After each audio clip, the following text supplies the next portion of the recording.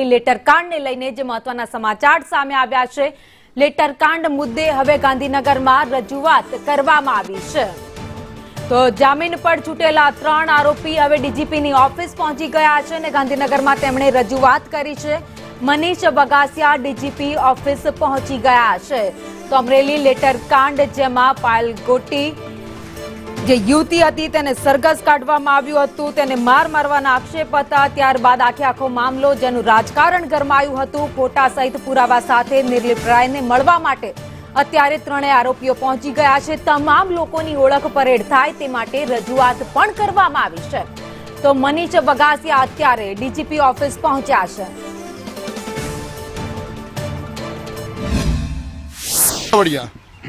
જેઓ આ સરઘસમાં હતા ત્યારબાદ જે અમરેલીના સાંસદ ભરતભાઈ સુતરિયા તેમના પીએ કહેવાતા દિલીપભાઈ સાવલિયા પણ આ સરઘસમાં સામેલ હતા। ત્યારબાદ ફરિયાદી કિશોરભાઈ કાનપરિયા પણ આમાં સામેલ હતા અને બીજા સરપંચો હતા, જેમાં તાલુકા પંચાયતના ન્યાય સમિતિના ચેરમેન પ્રવીણભાઈ સાવડા હતા, મોણપરના સરપંચ પ્રકાશભાઈ ભેડા હતા, ખીજડીયા રાદડિયાના સરપંચ જાદવ ગળિયા હતા, લાલાવદરના સરપંચ ચેતનભાઈ ધાનાણી હતા। આ સિવાય જે હતા એમના અમે આખી ઓળખ પરેડામાં જોયા, વિડીયોમાં તમે જે આપ્યા હતા એ આ લોકો સાથે સામેલ હતા। એટલે કૌશિકભાઈના પીએ હતા, એટલે અમારી જે સરઘસ કાઢ્યો એમાં કૌશિકભાઈની હાજરી હતી જ અને ભરતભાઈ સુતરિયાના પણ પીએ હતા, એટલે એ સરઘસમાં એમની પણ હાજરી હોય એવું અમને ફરિયાદી પ્રમુખ કિશોરભાઈ કાનપરિયા પણ હતા।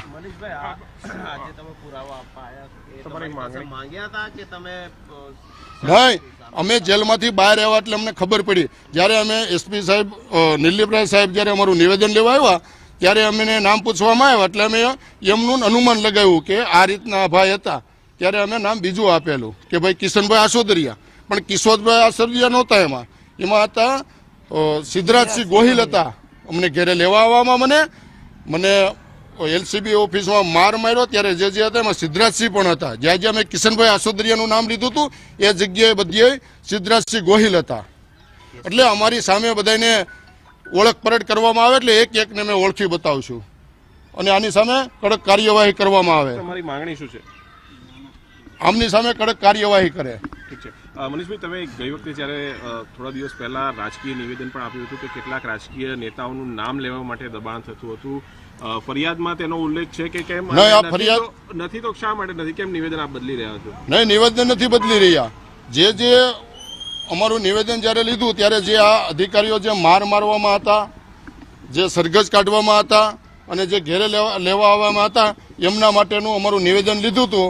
એટલા માટે એમાં જે અમે પૂરું મદદ નહોતા કરી શક્યા, એટલા માટે અમે લેખિતમાં પૂર્તતા સાથે પ્રૂફ સાથે આવ્યા છીએ। અમે વ્યક્તિગત ઓળખતા પણ નહોતા।